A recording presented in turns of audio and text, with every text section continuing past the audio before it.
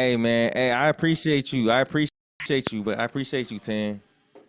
We, You can hear me now, huh? They can hear me now. Dang, Aaron, you couldn't hear me before?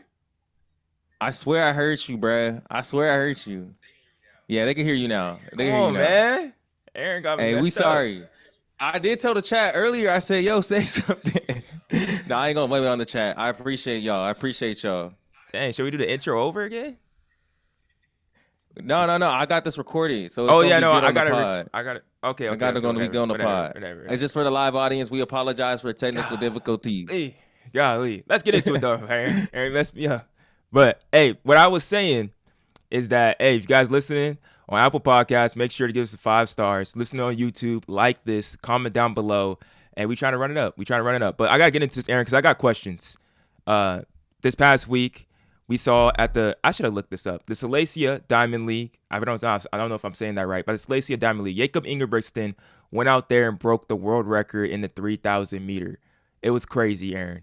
It was wild. He went out there, he ran a 7:17, 3:54 mile place. His last Wow. 1,600 meters was 3:51, bruh.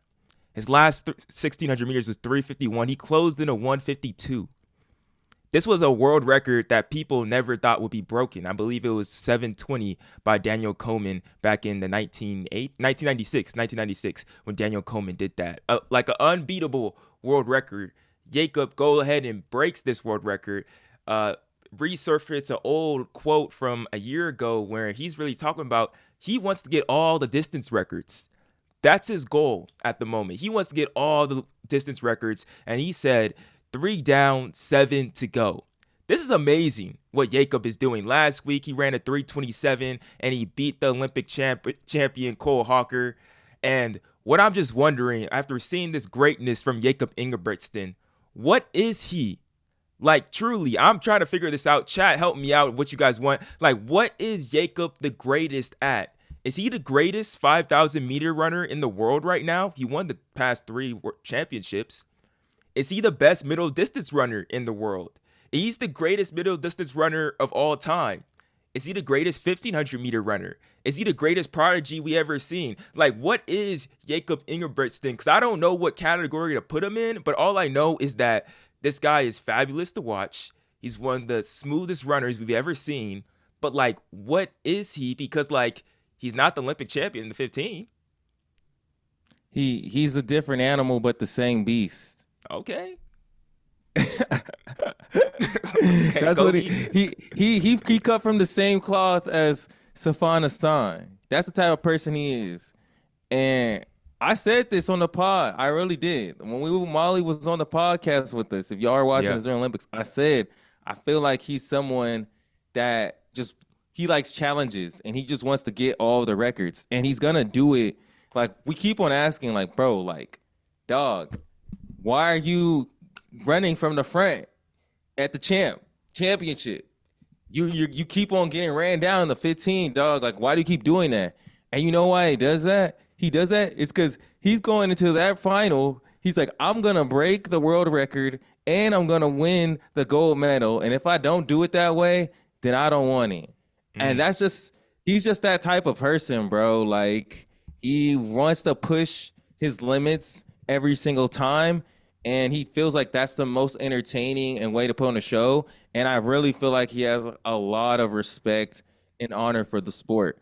But when you go for things like that, it's easy when you go for those hard challenges. Like we saw Stefan Hassan, she won the marathon, but she lost in the 15 and the 5. You know, she lost, but it was still an amazing feat. She came back and won the marathon, and I think Jakob has a similar mentality of I'm just gonna go out here and I'm gonna try and be the best to ever touch the track, Yeah. like time wise, whenever I race. That appreciation of the sport is definitely there. You could see in interviews, especially even after Lausanne, saying like he's just so happy that like Cole Hawker was out there and people were out there racing against him. There is that appreciation of just the pureness of the sport of like light pole to light pole and the best of the best coming out there and racing. But it does make it interesting when you look at his legacy as a whole when it's all like he's losing these championships in the 1500 meter 3 years in a row when like he's also the 5000 meter champion. He's breaking these world records. Like, is it in, because I'm seeing people also questioning like he's better than Josh Kerr. Like, he's better than, this shuts up everybody saying that Cole Hawker is better than him or Josh Kerr is better than him. Like, what are you guys talking about? Look at the world records that he has in the 2000 meter, the 3000 meter, and the 2 miles. And like, I don't know. Is it invalid for people to say Josh Kerr or Cole Hawker is better than Jakob Ingebrigtsen just because they beat him in that one race? But even though Jakob is doing all these great things right now. I mean, they got the. I'm not gonna say that Cole and Josh can't get those records. Records are meant to be broken, and if they beat them at the championship final, you know, I think that's the hardest. Getting a world record is really hard, but you know what's I think is the hardest thing ever? I think it's winning an Olympic final. I don't think anything is harder than that in our sport. That's the pinnacle. So. Yeah. I think Cole Hawker and Josh Kerr are better 1500 meter runners, in my opinion. I don't think racers. Yes, maybe racers. No. I think they're better 1500 meter runners, like better 1500 meter runners. Wait, what does that mean? What does that mean? I don't know. What you mean that it's more likely for them to break the world record, or like? No, what I mean is. Aliens come down to Earth, and you gotta put one person to go up against that alien in the 1500. Everything on the line. I'm putting my money on Cole Hawker. I don't know if that's a good. I don't think that's a good choice. Any day of the week. Okay, Max Kellerman. I don't know if that's good. You're really doing that. You're gonna do that. No, I'm doing that because our sport. You know what? I was nowhere as good as these pros, but. I love racing somebody like a Jakob. I love racing somebody that's going to go out there and take it out, and I'm going to come at it. I might go with you. I'm going to race strategically and put myself in position to win the race. The objective of track and field, in my opinion, is to win. And I'm not saying Jakob doesn't win races. He obviously wins a ton of races, but our sport isn't just about time. It's also very much about winning, and Olympics is the pinnacle of the sport. So if I beat you, if you might have a better, that's the whole beauty of track and field. When you line up on the track, there's a whole bunch of people with PRs. Some are faster, some are slower. But that day, you have a chance to beat that person. You know, and if you consistently beat that person at the highest level, I think that you're better than them. In my opinion. It's like what people. But Jakob consistently beats them, though. Jakob consistently at the highest level, though. Not at the championship, though. Not at the championship. Yeah. Everyone is building up for the championship. He's going at the sport a different way, I guess. But like everyone else is preparing for the championship. That's the whole point of the sport. It's to win the championship race. I don't know. Right? I can't. I'm just gonna say right now, Jacob's like. I don't know. I was really down on this dude, bro, after he lost that 15. Not like I was like super down. Like I wasn't like the trolls that may have been in his comments or anything. I don't know if there's any trolls like that. But like I was all like, dang, bro, I don't know if this man can like what he could do in the 15. But I think he's definitely entering that different category of just like what is he? Like a Safan Hassan. Like he's doing something. He's a competitor. He's not you can't put a race on him. He's just a competitor. And he is like one of the greatest like prodigies for him doing what he's doing at 24 years old, 24, 23 years old, completely just insane. And his redemption arc after the Olympics is definitely there. I think you can call him the greatest 5,000 meter runner. And hopefully he'll run another. I think there's some rumblings that he may be in the Rome Diamond League 5,000 meter, and that would be interesting to see how fast he can run. He's 20th all time, so he can get down faster. But I want to talk about someone else who's a little bit on like trying to be on a redemption arc right now after the Olympics, and that's Femke Bol. Because Aaron, I found something. Femke Bol is better than Sydney McLaughlin-Levrone. And this one thing, she's better than her out by a lot, by a wide margin. You guys aren't gonna believe this. You're not going to believe this. Femke Bol is better than Sydney McLaughlin-Levrone. Now, hear me out. Hear me out, everybody. Everybody in the comments before y'all come after me. Sydney McLaughlin has ran 52 seconds in the 400-meter hurdles 10 times. Aaron, how many times do you think Femke Bol has ran 52 seconds in the 400-meter hurdles? 12. 20. She's ran 20 times 52 seconds in the 400-meter hurdles. 20 times. ESPN NBA basketball stat that you're giving right now. I'm just saying, she's on a streak right now, and she's winning these races at the moment in the Diamond League. She's beating Anna Cockrell, where we were talking about last week. Man, if Anna Cockrell was able to beat her, that would be insane. I don't know. Are these wins from Femke Bol? She's running 52 seconds, not a 50-second race. But like, exactly, that don't mean she better. Okay, I don't mean that she's actually, but in that category, running 52 seconds, that consistency, she may be knocking on the door. But do you need to see that 50-second? Do you need to see something like that? Are these wins from Femke Bol restoring just like the hope that like she can really compete with Sydney McLaughlin? Bro, I'm gonna be honest, man. No. Wow. I just don't. I think Sydney. I don't know if we ever gonna see her losing the 400 hurdles again. That's where I'm at. I don't know if she's beat. I don't know if she can be beat unless she falls down or something. Like, you know what I mean? And Sydney she don't even got to race that much. It's just, I think there's also Sydney to me. She's like Mike Tyson when he was knocking out everybody. He would come out into the ring and he would wear a black, just like black shorts, the black thing, come out, and he would look scary, bro. He would look scary. You know, you seen Sid at the Olympics when it's time. It's another thing when she going back and forth, hand like on her toes. It's like until I haven't even seen her give Sid a run for her money yet. So I think there's a mental barrier she has to break through there. And like, you know, when you're someone that's always beating you, you know, they've always been better than you. She needs to be in a race with her. And I like this conversation we're having today because we're talking a lot about time. But like, I need to see her in a race. It doesn't have to be the 400 hurdles. It could be in the 400 and just be like battling her and being able to. Yeah, like how Delilah, we saw Delilah beat Sydney and what that was like, and seeing Sydney when she was actually being like challenged like that. And I'm like, until I see that from someone, Femke, Anna, anyone, I don't really even believe that she can be beaten no more, bro. She beat my hero, Delilah Muhammad. So like, but 20 52-second 400-meter hurdle races though. That's great. Like, that's great. That's good. Even the great Sydney McLaughlin don't even got that much. Sydney's Mike Tyson in her prime. She got not only knockouts. She only get knockouts. She gonna punch you in your mouth with a 50 point every time. Bop, bop. When it's time. World record.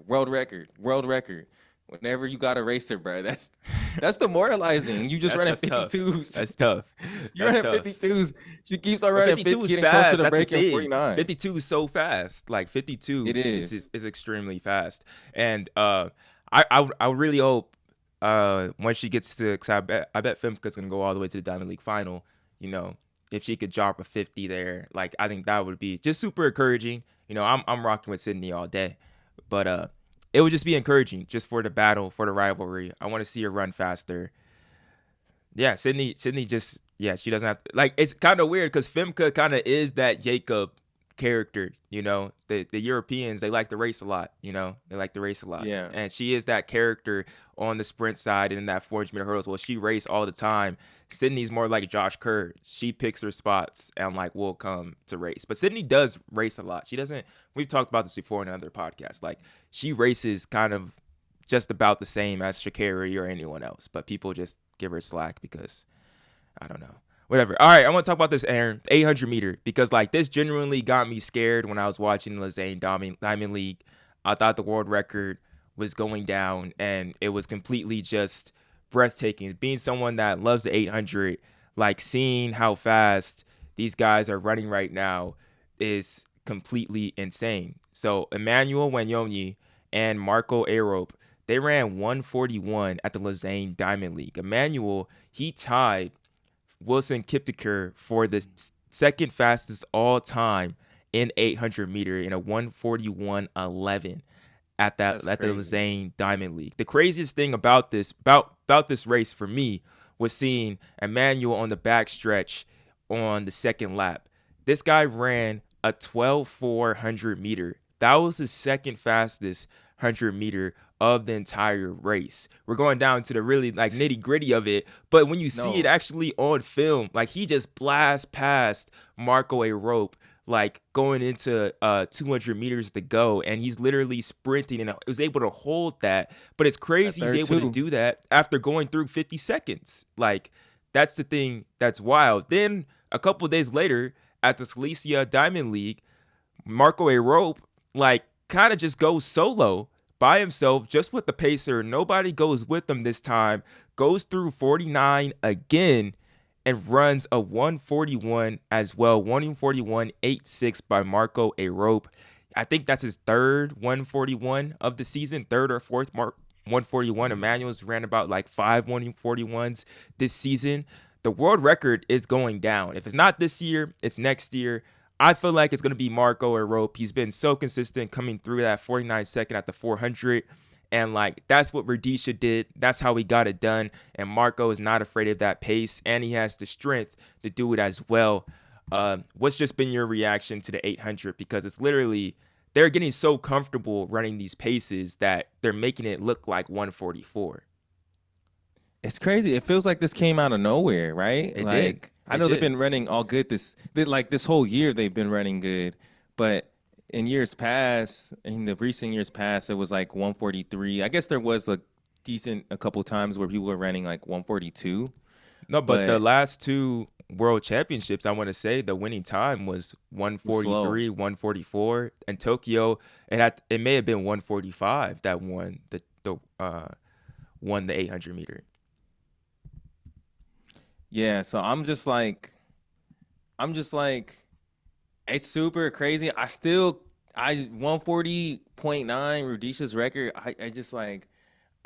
That still baffles me, and I can't see someone going under it. But these guys are pushing it, and there's a group around. Because what's the Algerian guy's name as well, who's ran 141? So there's like a group of just guys that have been pushing it all season. So it is definitely possible for them to get under 140. Are they going to break the record? I don't know. To me, this 800 record is kind of like the 1500 record, like 326 flat. Yeah. Like we've seen Jakob run 326. Cole just ran 327. Are they at the Olympics? They're running 328, 327 like normally now. But are they going to run 325? Are they going to run 140? I don't know. People have been thinking Jakob was going to break the record in the 1500 for the past 3 years, dog. And he hasn't done it yet because it has to be such a perfect day. The difference about it, and I want to get to Jeremy Porter's question too that I just put in the chat. We'll do it after. Shout out Jeremy. That's my boy, bro. But the difference with the 800 meter now is that we have so many guys that are around 141. I have a stat here. The top out of the 20 fastest 800 meter runners of all time in history, 9 of those guys ran those times this year in 2024, which is crazy. Like I said, 145, Emmanuel Career won the 800 meter in 2021 in Tokyo. That was a weird race. Now we have 9 of the fastest guys ever in the 800 meter. 9 of the top 20 fastest guys ever in the 800 meter are living, alive, well, in their prime right now. I think we're gonna see when a world record gets broken, we're gonna see 140 low. Like I don't know, Aaron. Like, huh? I'm just, bro. They're pushing each other to different heights, bro. Like this is 140 low would be crazy. I think we go see that, bro. I think we go see that. Like I really do. Like how it's so competitive. It's so competitive. Like And I'm happy that US got someone in there like Bryce Hoppel, that's like a super good competitor, but like he just got to get in that top 3. The top 3 is so hard to be a part of. Like to be 142, it's hard to be in the top 3, which is wild. Yeah, man. Shout out Donovan Brazier, bro. I wish my Facts. guy. Hey, maybe there's still a chance that boy come back. You never know. You But I never remember know. when he ran 142 back then, we were like, man, that's crazy. And now it's like Bryce broke the American record and didn't medal. Like, Wow. what? That's Wild. crazy. Would have never thought that. Would have never thought that. But before we get to this Mike Smith news, let's go to here. We got a question in the chat from Jeremy Porter, bro. He said he got a question. With the NFL season around the corner, this kind of goes to what Ryan Benjamin was talking on that ESPN interview. But with the NFL season around the corner, if you could draft any U.S. track and field athlete to play in the NFL, who would you draft and what position would they play? I think I would draft Javon Harrison, high Mm, jumper out of LSU. Does the high jump, Mr. Jumps. He does the high jump, does the long jump, is like Olympic caliber at at both. Like has to be the most athletic guy out there. He's like what, like six? I feel like he's like 6'4", bro. Like yeah, he's like right? six. I think he's He's like kind of 6'4". Yeah, he's tall. He's he's tall. he's pretty tall, bro. So this dude can high jump over 7 feet with easy ease. He can long jump over he long jump 26 feet or farther. Like put that dude at receiver. I'm pretty sure he has some speed too. Like he's mossing everybody. No, Javon would be nice. I'm getting Ryan Krauser. Ryan Krauser, I think maybe it's Oh, depending what what my team's position? looking like. He may be my first pick. Probably like left tackle. He's gonna be my O line for sure. Like nobody, Now on come on, defense, dude. I I feel don't. like he might be a good defensive tackle too, though. Yeah, but like, bro, because I seen an interview and he was talking. He was thinking of trying out for the NFL after 2016. He got calls from the Colts, and like, because being a Colts fan now, seeing him, we got Quentin Nelson, and Quentin Nelson was such a game changer for our team after Andrew Luck came. After Andrew Luck, like, got all those concussions, everything. You feel me? And then we got Quentin Nelson. I was like, dang, bro, we got like the best pass protection, all that, best run protection. So like, Ryan Krauser, shoot, being quick. He'd be shoot, nobody's gonna pass Ryan Krauser. Like that's facts. Nah, that dude is yeah. That's a big dude, but yeah, he's definitely super fast and explosive too. I would say Fernandad Almanyala as well. That man thick.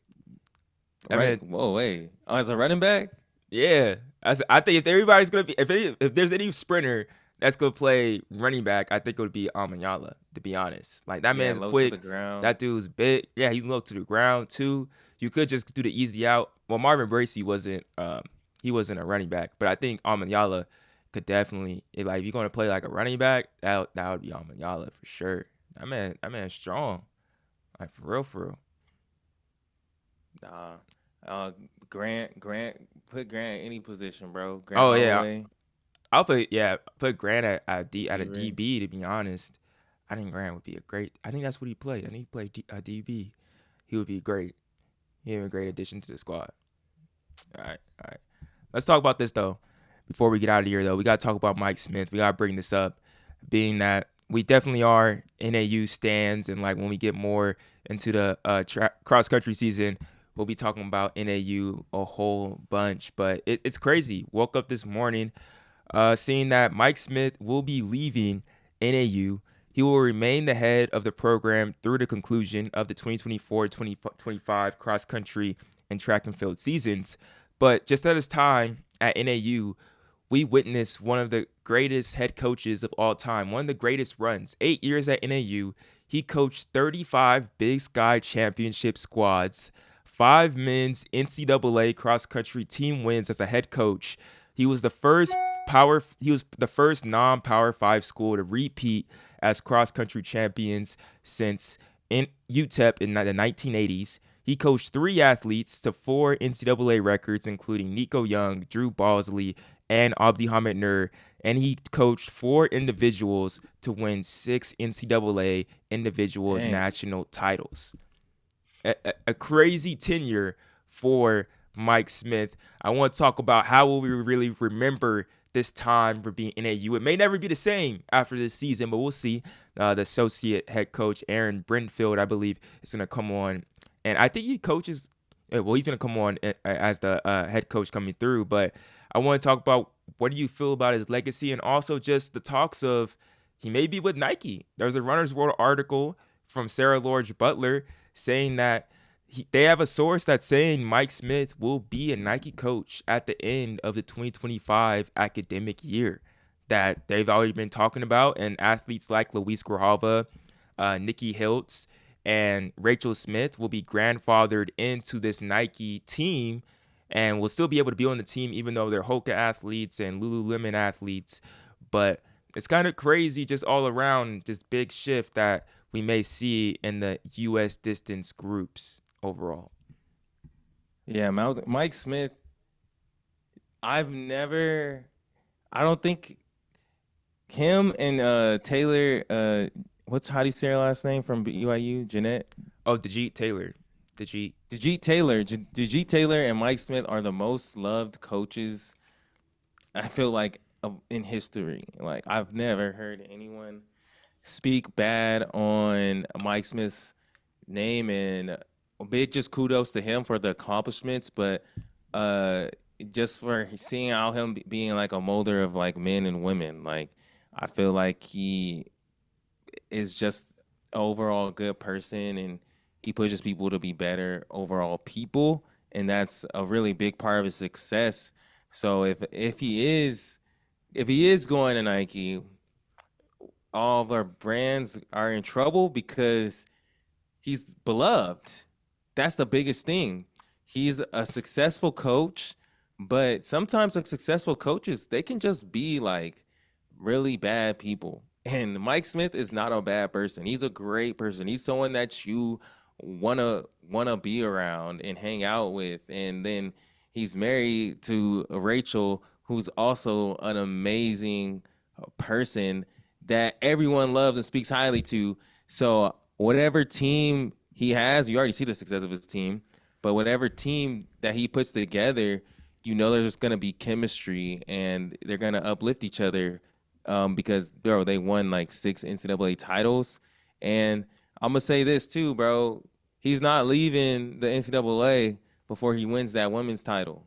They got second last year. He needs that. Well, he doesn't need it, but he needs it. You know what I'm saying? Like, yeah, he wants that. I want to see him get a title with the women this year. That would be dope to see close out his career at NAU, but definitely one of the greatest coaches of all time. But I think he's going to be just remembered as someone who was just like a really great guy, bro, that was beloved by his athletes. And I don't think any coach can ask for anything, than that. That's what every coach really wants, is to leave an imprint on the people that they mentor. I think a big part of this dude's legacy is going to be the individuals that he was able to coach, and like the way that they've been able to transfer so quickly to the great performances, like getting U.S. titles and like making these Olympic teams. And I think a big part of that may be Nico Young, bro. Like, Nico Young there's a possibility that Nico Young and Mike Smith will be tethered together more closely than Sean Bronson. I don't know. Sean Bronson may be always tethered to Nico Young, but like seeing the success of Nico Young this year and how well he did, and seeing how polarizing he was coming into NAU, and just like all the fantasy of just like what this guy can be and the next great for American distance running and all the records, and just being such a sensation at that point, to being someone that's fitting into a program and not all about him and everything, not all the pressure being on him, and literally being able to see him develop over time. It's like he did that masterfully. And like the transition right out of college straight into an Olympic final, finishing 12th, is like, wow. Like, the way that Well, he's yeah. able to develop athletes is amazing. Is simply amazing. Yeah, I mean, and Luis didn't have the best time at the championships this year, but I think the same with him. Yeah. Like when he went to Tokyo, after like the DACA stuff, and got to Tokyo like 48 hours before, and still made it to the final, and then taking fourth. I think that's like a huge part of his story, and I mean, I even think Nikki Hiltz. I know that he didn't coach today in uh, college, but once Nikki was like on a down year for a little, or like she had 2 years that I feel like that they were Mm-hmm. rough, and then I feel like when Mike Smith stepped in, we saw Nikki start to get back to where they were. So he definitely has a talent of bringing the best out of people, and just I don't know, taking talented athletes to the next level. Because of course, NAU gets a lot of great talent because they're so good, but like I feel like he does elevate them. And same with like Abdi Hamid, great talent. Had to go the JC route and was going through some things in his life, but he was able to really like cultivate that out of him. So yeah, bro. Whatever brand, if Nike ends up with him, hey, everybody in trouble, bro. Because On has been getting a bunch, Yeah. they've been getting a bunch of attention over there at On Athletics now, and I think that goes away if you give a team with characters like Luis and Abdi Hamid and Woody, Nicky, who else? Those people that we're naming that are already on the team, they're some of the most beloved athletes. So those are people are gonna want to go train with them. And I don't know. We really don't know who Mike Smith, how much influence he has on other people. I sometimes see Elise out there. I Yeah. see Grant be up in Flagstaff hanging out. I don't know. It seems There like might be people random are people. attracted to that group, like they want to go train or I remember we're talking to Woody one day and he was all like, man, Mike just lets everybody train on this track. Yeah. And like there is that community that he's definitely built in Flagstaff. Yeah, so that's why I'm like, I don't think we know if he's going to Nike yet. I feel like that article was a little premature, but we'll see. We'll see.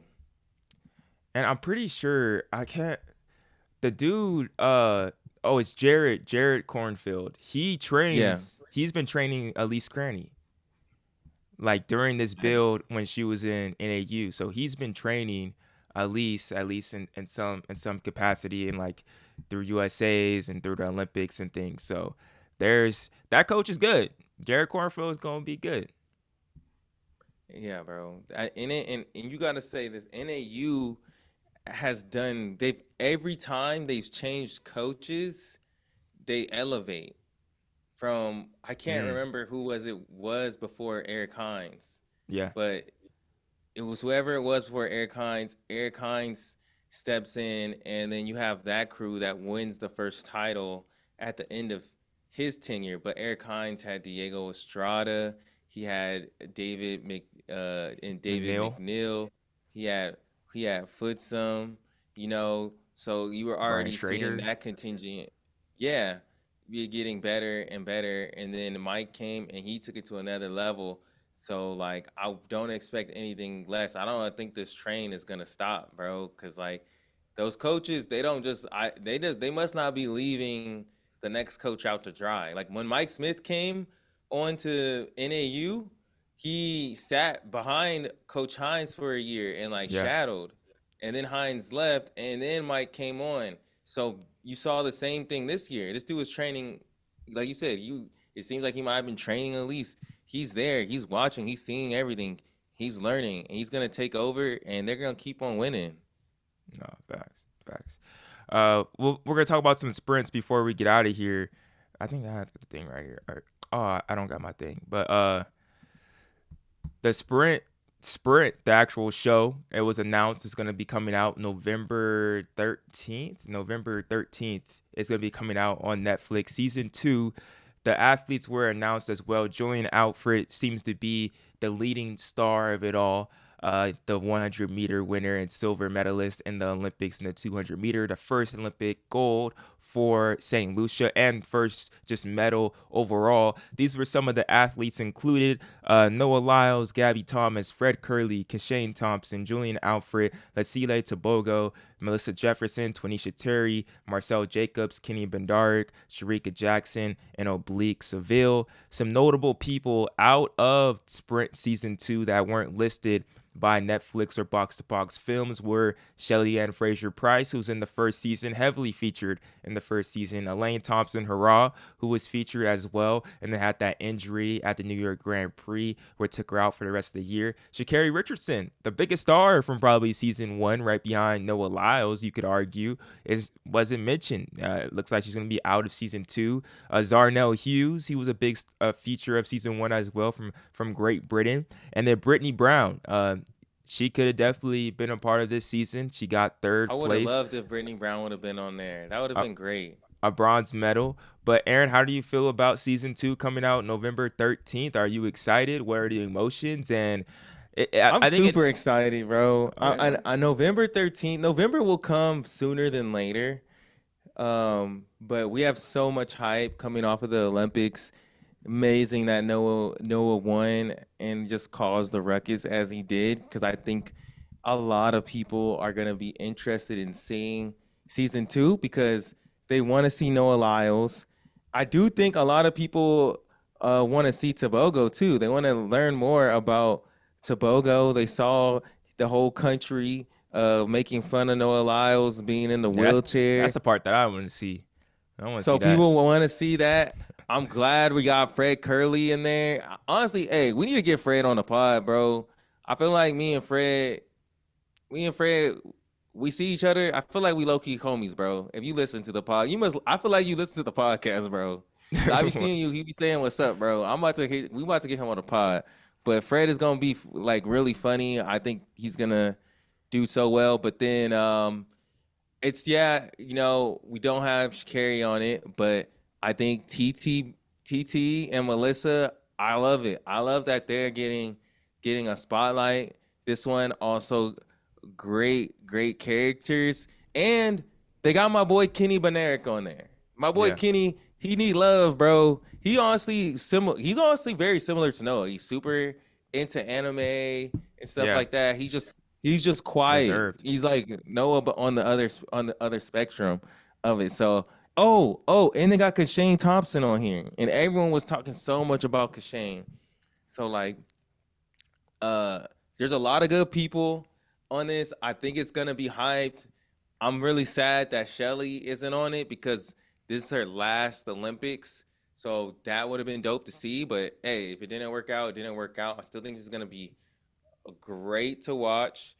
Marcel Jacobs, hey, I wanna apologize to Marcel Jacobs because I was hating on you, bro. I was making fun of you. But this dude, he showed up at the Olympics, bro. He got 5th. He almost medaled. He looks good. That was the best I seen him race. So I think there's a lot of interesting stories. Julian Alfred, I'm happy that she's gonna get that love. We're gonna hear more about the pressure, St. Lucia, all that. It's gonna be dope. So shout out Box to Box Films. Hey, they gave us some love on a post we did a couple weeks ago. So we're gonna have to get them. I think we can get them on too. We gotta get them on the pod to talk a little bit more about this. But I think it's gonna be great. The thing I was most excited to see was like 3/4 of the women's 4x1 team, the U.S. women's 4x1 team that won gold. I think those women are like with Twanisha Terry, Gabby Thomas, and Melissa Jefferson, and Sha'Carri as well. Like because the men, like, I'm not trying to throw shots at the men, if you feel me, but like we did bad. So like the women shot even more up to like stardom, you know? We get to learn about that though for the men's too though. We're gonna see Fred and Kenny talk about that. But people already recognize that like the US women in the 4x1, like they don't play around, because there's always that clip that goes viral from 2016 when they're running 2 and seeing like just all the great times with Bianca Knight to Allison Felix, whatever it is. So like there is that just flavor, you know, like even my girlfriend at her church, bro, they were clowning the men's 4x1. at the they're out at church. In the middle of the sermon. At the sermon. You going to drop your spirit like the men dropped the baton. They used it as a demonstration, showing the men not reaching for it, not reaching, going too early, not getting their blessing, and then the woman making a perfect relay pass through the whole entire thing. It just shows you too just how impactful that women's 4x1 team like really is overall. I really feel like so it's gonna be exciting to see that. It's sad though that Sha'Carri's not gonna be in it. I hope. Man, that's crazy, bro. Imagine that's wild, bro. That's wild. Imagine you're Kenny. You're just at church, and then it's just like sometimes some people just want to go too early before they could get their blessing, and then they fumble the baton. No, bro, that's crazy. And they ruined it for the whole team. He ruined it for the whole team. That's crazy. You ever use that sermon demonstration? You have to do that, bro. That's wild, bro. But I guess it's cool. You know, we gotta learn, bro. 2028, let's go. 2028, let's go. But I hope. Yeah, it's surprising to see Sha'Carri not in it. I thought it's surprising not to see Sha'Carri in it, but I think it'll be a good series though. I'm definitely excited for season 2 and just see how they do it with the Olympics, the stakes, all of that. It's gonna be dope. Yeah, no, I think this is gonna be super great for track and field, box to box, and there's a lot of Noah. This one's really gonna be hyped. I feel like on the Noah story because there's so much that was like centered around him. Even him not being in that 4x1. The history between him and Oblique Seville throughout the season, and then like we're gonna hear about the Fred Curley drama that was happening, changing sponsors and stuff. So my question to box, I don't know if it's done yet or they're still editing. I wonder because we're trackheads. You know, if you listen to this podcast, you're probably a trackhead too. If not, I hope that we're like, you know, we're getting you into it a little bit. But like we know like we don't realize how much that we know that the regular person doesn't know. So there's little like drama that I'm like, are they gonna go deeper? Are we deep? How deep are they gonna go into some of like the drama that people don't see? Like when you pick like when they're picking relays and stuff like that, or like Kendall Ellis came out and tweeted like, "Oh, imagine being told you were off the 4x4." Are they gonna talk? They have to go deep into that. Are they gonna talk about that? No, they have to. They have to, bro.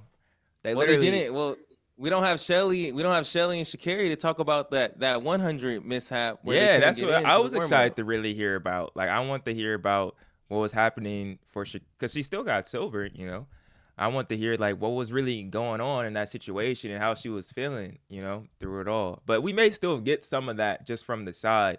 I wouldn't be surprised if we still get some of that because I'm pretty sure there's cameras in there. I know that's why I like Noah Lyles because I know that he gonna be like, yeah, this is what happened with the COVID stuff. I went out, you know. If he was partying, he might even be like, yeah, bro, that was my bad. I was out partying. Like, you know what I'm saying? He gonna say what happened, bro. Like, you know. That's crazy. That's crazy. All right, last thing before we get out of here, bro, because it's late. It's late, bro. Rome Diamond League is coming up. It's coming up this week. Oh, that it says Princeton. Bro, whatever. Rome Diamond League is coming up. It's going to be exciting. I think the biggest race that's going to come from this is the men's 100 meter.